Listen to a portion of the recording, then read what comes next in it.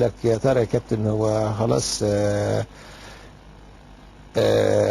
مش بيتكلم بيقول لك مع النادي الاهلي، يعني انت خلاص انت ناوي تقعد على طول في نادي الزمالك ولا ما فيش امل يعني ترجع في النادي الاهلي ولا ايه؟ انت حد اهلاوي يعني واضح انه اهلاوي.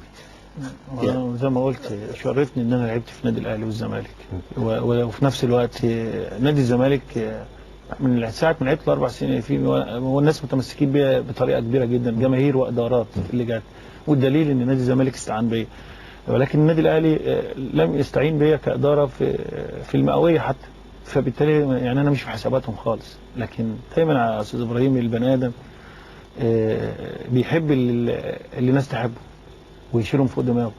فانا في ناس في النادي الاهلي اهلاويه جماهير بشيلهم على دماغي وبحترمهم جدا، ولكن الجمهور الزمالك اداره نادي الزمالك على مر الفترات اللي فاتت احنا على طول في بالهم وبيحترمونا، فبالتالي استعانوا بينا في الفتره اللي فاتت. عمر النادي الاهلي ما فكر فينا، فبالتالي انا لكن مش معنى كده ان انا انسى الكويس اللي هم الناس اللي بتحبنا في النادي الاهلي.